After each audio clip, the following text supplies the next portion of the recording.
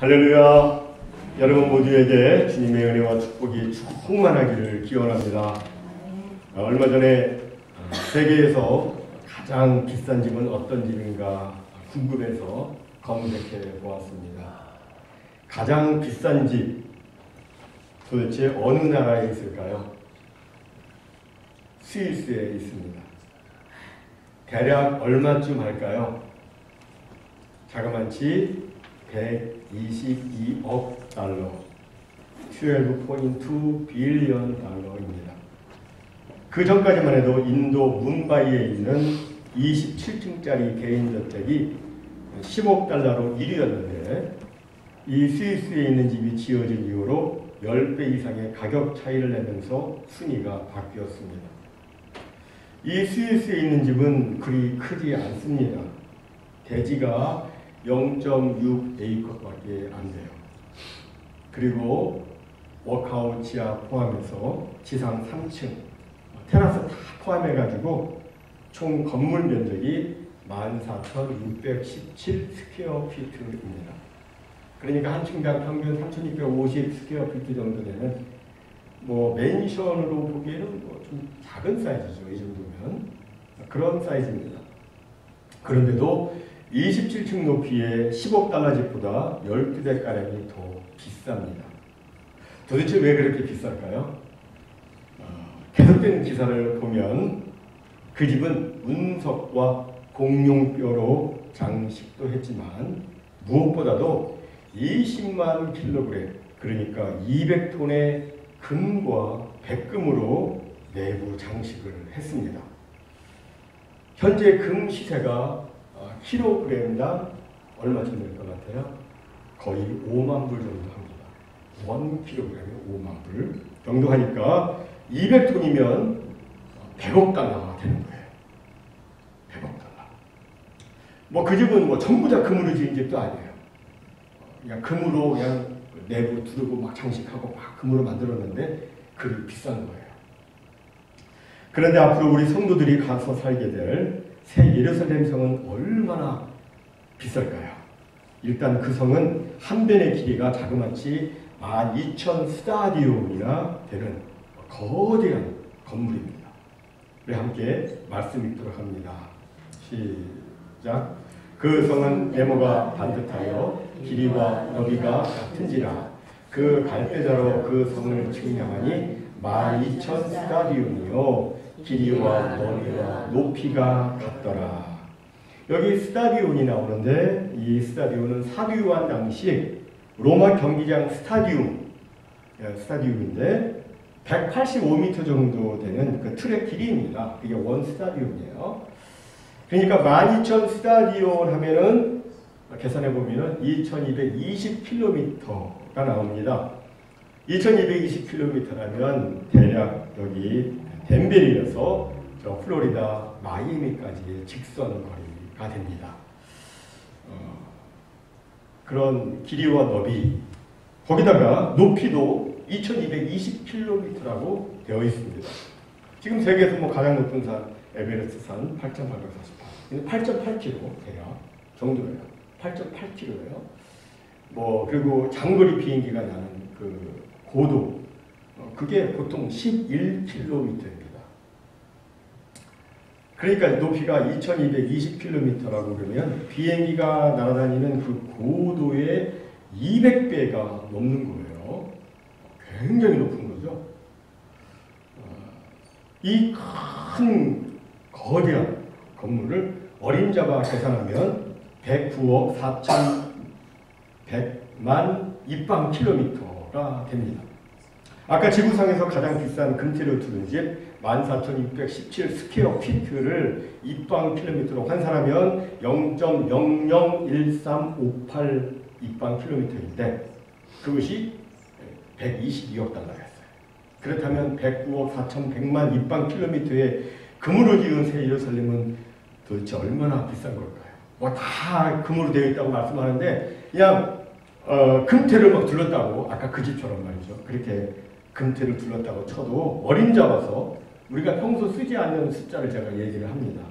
98 sextillion, 291 quintillion, 752 quadrillion, 577 trillion, 319 billion 달러입니다.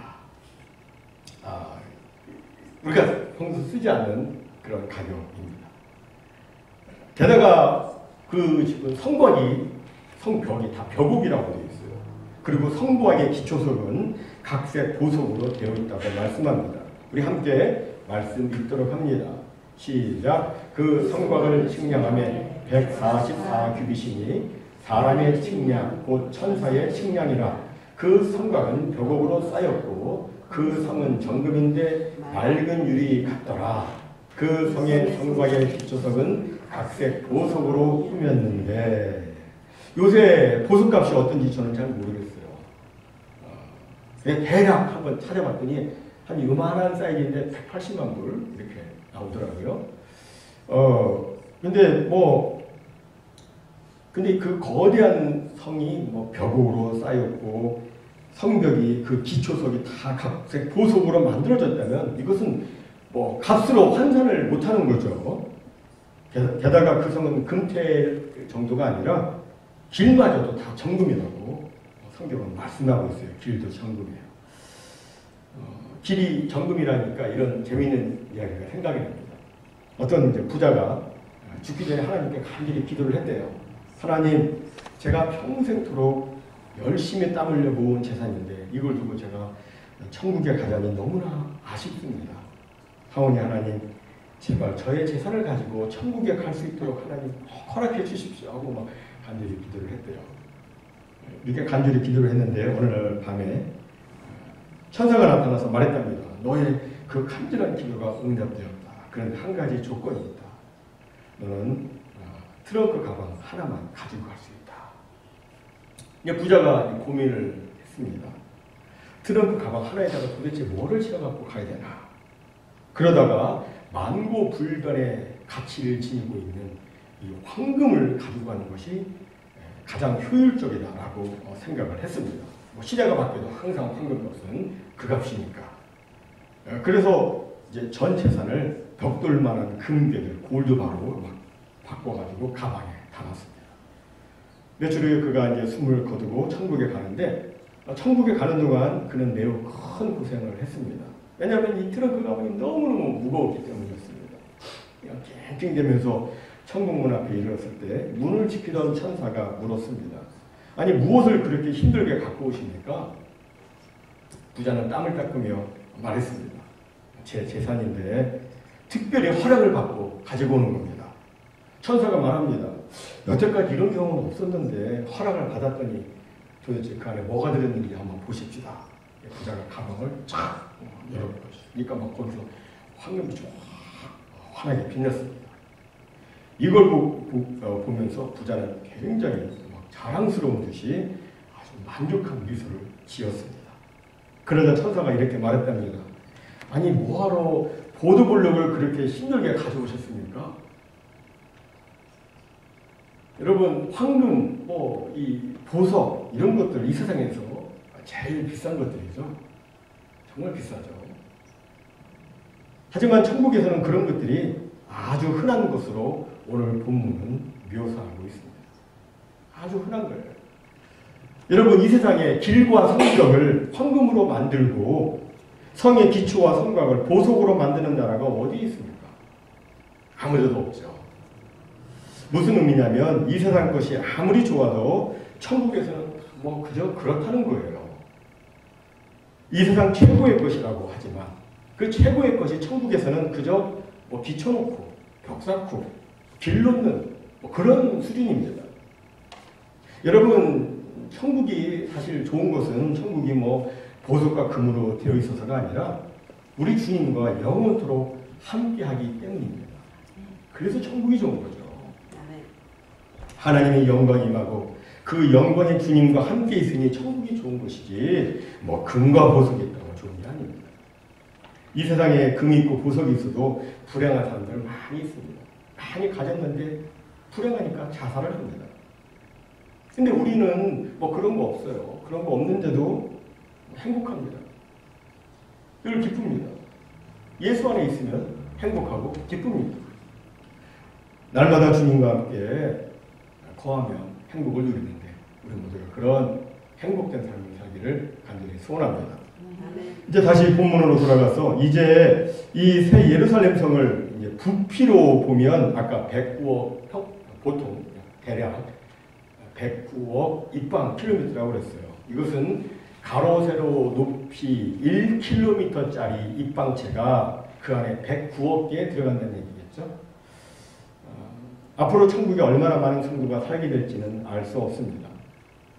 제가 미국 인구 통계국에 들어가서 찾아봤더니 지금까지 지구에 살았던 사람을 1080억 명으로 추산을 합니다. 1080억 명이 사는 것으로 추산합니다.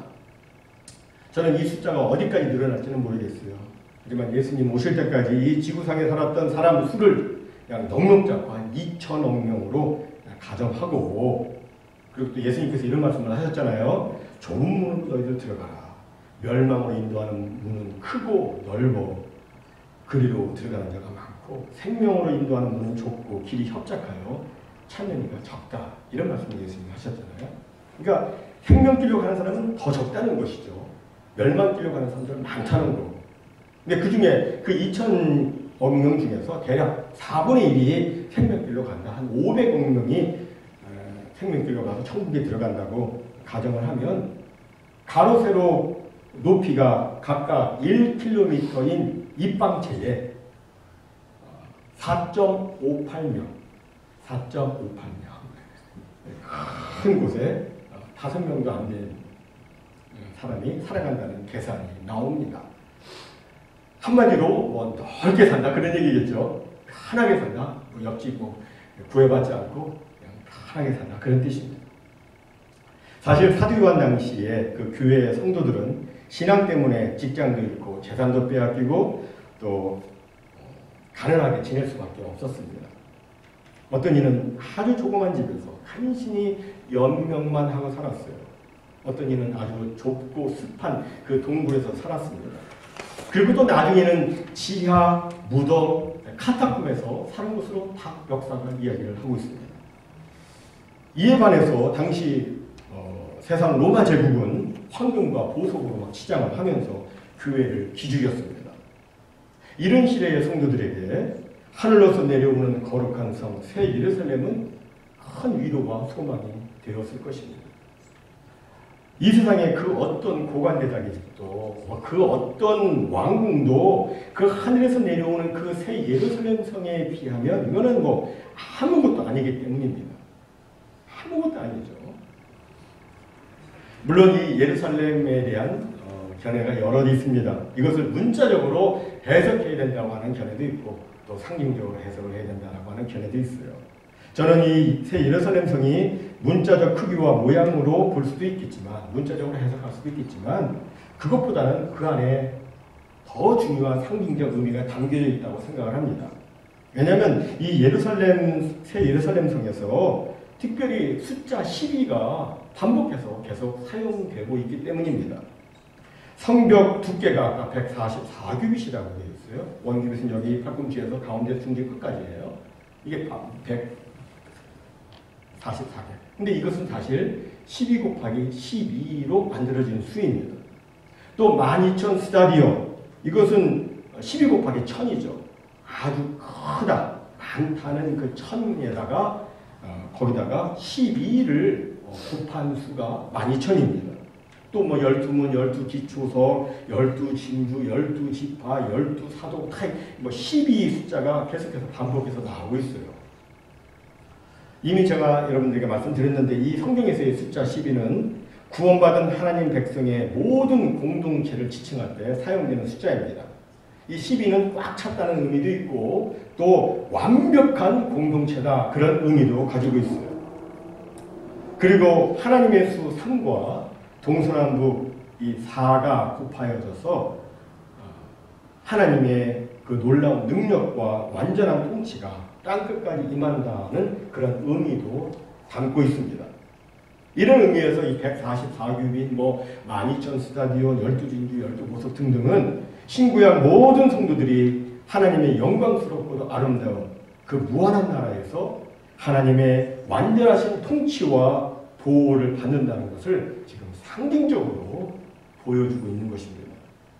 그런데 여기서 좀 특이하게도 특별한 것은 성문이 말이 있는데 동서남북 다 각기 3개씩 12개가 있는데 그게 그 문이 전부 다 진주로 되어 있다고 하는 거예요.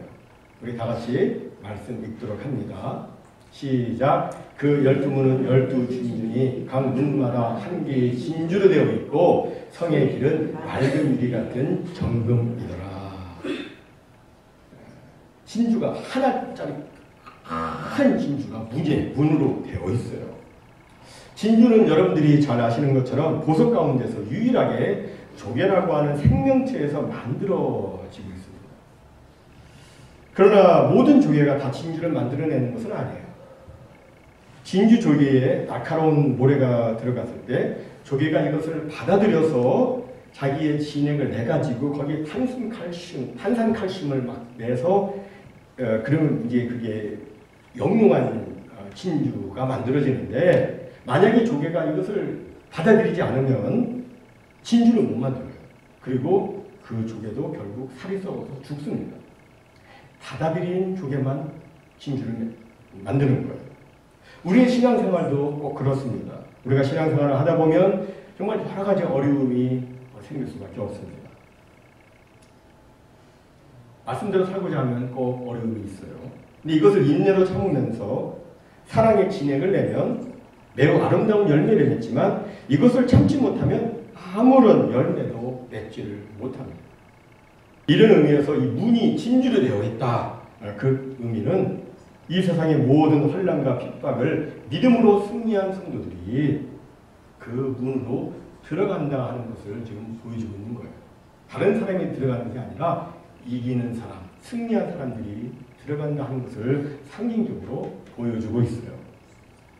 또 이 새 예루살렘 성문 위에 12지파 이름이 기록되어 있고 또 성곽 12기초석에 12사도의 이름이 기록되어 있다고 하는 것은 하나님께서는 주님 나라를 위해서 정말 수고한 그 사람들 영원히 기억하신다는 의미를 담고 있습니다.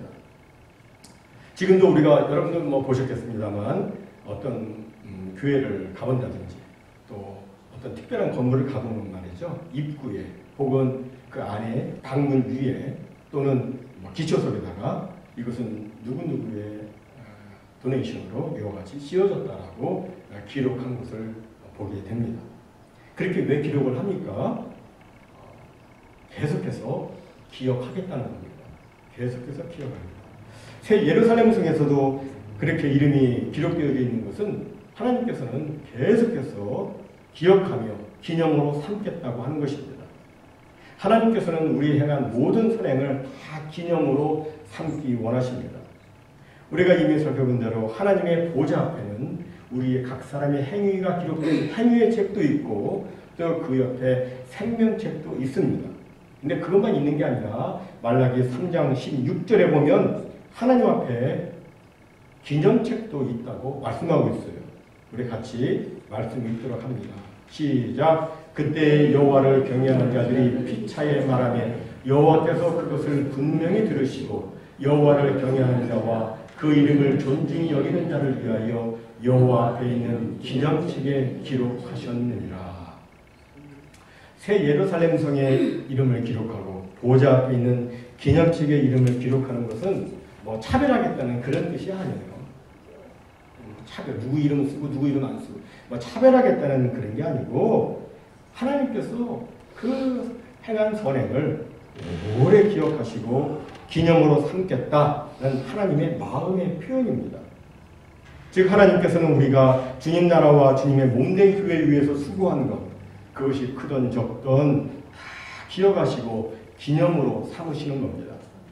저는 우리 모두가 주님 앞에 그렇게 아름다운 기록으로 기념되기를 간절히 소원합니다. 이제 새 예루살렘 성의 그 모양에 대해서 또 살펴보겠습니다. 새 예루살렘 성은 네모반듯한 정육면체 모양이라고 이미 말씀에 나와 있었어요. 그런데 여러분이 정육면체 모양, 모양은 오늘 본문에서만 사용된 게 아니에요. 일찍이 구약에서부터 사용되었습니다. 왜 정육면체를 사용했을까? 그 의미가 있겠죠. 구약 어디에서 이것이 사용되었을까요? 그것은 바로 구약 성막의 지성소를 만들 때 정육면체를 만들었어요. 하나님께 제사하는 그 성막의 가장 거룩한 거, Holy of Holies in the Tabernacle, 가장 그 성막에서 가장 거룩한 그 곳이 지성소인데 그 모양이 정육면체예요. 모세가 성막을 지을 때 뭐 자기 생각대로 막 이렇게 짓질 않았어요. 그는 하나님께서 지시하신 대로 지었다고 성경이 말씀해요. 우리 같이 말씀 읽도록 합니다.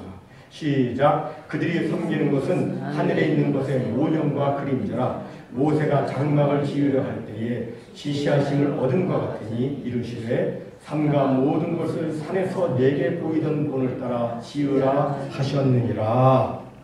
여기 보면 모세가 산에서 보았던 본을 따라 본 그대로 성막을 지었다고 말씀하고 있어요. 그 성막 안에 지성소도 있는데 이 지성소가 가로 세로 높이가 각기 10규빗 되는 이걸로 여기서니까 이게 10개니까 4.5m 정도 되는 정육면체입니다. 지성소가 그렇게 생겼어요. 이것은 크기에 있어서는 그 새 예루살렘 성과 비교해서 뭐 이런 비교도 안 될 만큼 작지만 모양은 똑같이 정육면체예요. 그리고 여러분 나중에 솔로몬이 지은 그 성전의 그 지성소도 또 정육면체예요. 한 변의 길이가 이번에는 크게 커져가지고 20규빗입니다. 20규빗. 아까 성막의 지성소보다 8배 더 큰, 부피가 8배 더 크게 됐죠. 20규빗이니까. 이렇게 그 정육면체 지성소입니다. 물론 성경에 모세가 뭐 새 예루살렘 성을 보고 솔로몬이 그 새 예루살렘 성을 보고 그 모양대로 지성소를 만들었다. 이런 기록은 성경에 나와 있질 않아요. 하지만 특이한 것은 모두가 다 정육면체로 만들어져 있다고 하는 거예요. 왜? 뭐 많은 그 모양이 있는데 왜 하필 정육면체일까요? 그것은 바로 고대로부터 이 정육면체는 가장 안정되고 가장 균형 있는 것으로 여겨져 왔기 때문이에요. 정육면체는 완전함의 상징이었습니다. 따라서 성막의 지성소, 성전의 지성소, 이 새 예루살렘 성은 하나님께서 임재하셔서 함께 하시는 가장 완전한 장소다. 하나님이 임재하셔서 다스리시는 가장 안정적인 장소다 하는 것을 지금 보여주고 있는 것입니다. 지성소에 하나님이 임하셨잖아요. 가장 평안한 곳이에요. 가장 안정적인 곳이에요. 새 예루살렘 성도 마찬가지예요. 그런데 그 성곽의 기초석을 보니까 각종 보석으로 되어 있습니다. 우리 함께 말씀 읽도록 합니다. 시작. 그 성의 성곽의 기초석은 각색 보석으로 꾸몄는데 첫째 기초석은 벽옥이요, 둘째는 남보석이요, 셋째는 옥수요, 넷째는 녹보석이요, 다섯째는 홍마노요, 여섯째는 홍보석이요, 일곱째는 황옥이요, 여덟째는 노국이요, 아홉째는 다망옥이요, 열째는 비치옥이요, 열한째는 청옥이요, 열두째는 자수정이라.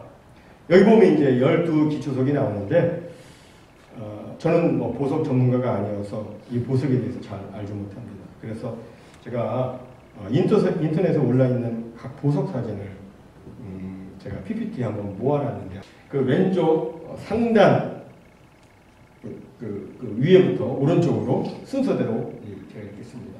첫 번째가 뭐였죠? 벽옥이었어요. 벽옥. 두 번째가 남보석입니다. 사파이어예요. 세 번째는 이제 옥수입니다. 네 번째가 녹보석. 그리고 그 아래 이제 홍마옥. 그 다음에 홍보석. 그 다음에 황옥. 그 다음에 노곡. 그리고 맨 아래는 이제 담황옥. 그리고 비치옥, 청옥, 자수정. 이렇게 보석이 12가지 보석이 있습니다. 글로 보는 것보다 그림으로 보는 게 훨씬 좋죠. 근데 이런 보석들로 그 거대한 건물이 기초가 이렇게 놓여져 있다고 되어 있어요. 그죠? 여러분 지금 무엇을 얘기하고 싶은 것 같아요? 이 보석들은 천국이 정말 화려하고 사치스럽다는 것을 보여주기 위한 것이 아니라 하나님 나라의 영광스러움, 고귀함, 그리고 정결한 아름다움을 보여주기 위한 것입니다. 이 아름다운 곳에 하나님께서는 당신이 귀히 여기시고 사랑하시는 우리 성도들을 인도해서 영원토록 거하게 해주신 거예요. 우리가 얼마나 귀하면, 우리가 얼마나, 요만한 사이즈도 이렇게 뭐 엄청 비싼데, 우리가 얼마나 구하면 그 전체가 다 이렇게 기초가 놓여져 있는 그곳으로, 그 아름다운 성으로 우리를 데리고 들어가서 거하게 하시겠습니까? 하나님께서는 우리 성도들을 정말 귀하게 보신다는 것을 우리가 여기서 발견해 볼 수 있어요. 이게 12보석을 보면서 우리가 느껴야 되는 감정이에요. 하나님이 우리를 정말 귀하게 보신다고 하는 것은 우리가 구약의 대제사장의 예복을 보면 또 알 수 있어요. 구약의 대제사장의 예복에는 다음 PPT에서 볼 수 있듯이 그 12 대제사장이 그림 나오고 있죠. 가슴에 12보석이 물린 그 흉패가 있습니다. 아주 보석과 함께 아주 정교하게 수놓은 그 흉패가 대제사장의 가슴에 딱 있는데, 이 12보석에다가 이스라엘 12지파의 이름을 다 새겨 넣었어요. 거기에 한 지파 한 지파 이름을 담아서 12지파입니다.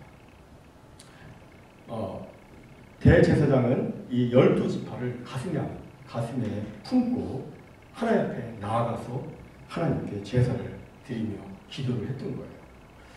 이 대제사장은 예수님을 상징하는데, 이처럼 예수님께서도 당신의 백성들, 우리 성도들을 한 사람 한 사람을 다 가슴에 품고 하나님 아버지께 나아가서 간절히 우리를 위해서 중보하며 기도하시고 있습니다. 정말 우리 주님은 우리 성도들을 귀하게 여기세요. 정말 귀하게 여기십니다. 영광스럽고도 소중하게 여기십니다. 그래서 우리 성도들을 그 무엇으로도 표현하기 힘든 영원히 빛나고 아름다운 천국으로 인도해서 영원토록 거하게 하시는 겁니다. 사람마다 다르겠지만 저는 이 새 예루살렘 성에 대한 말씀을 읽을 때마다 마음이 막 뛰어요. 그 생각을 하면 너무 기분이 좋아요. 예수님께서 나를 귀히 여기신다고 생각하니까 너무너무 감격스럽습니다. 제가 영원한 지옥에 갈 수밖에 없는 그 더럽고 흉악한 죄인인데 예수님의 십자가 보혈의 분노로 구원받았어요. 얼마나 감사한 일을 말할 수가 없습니다.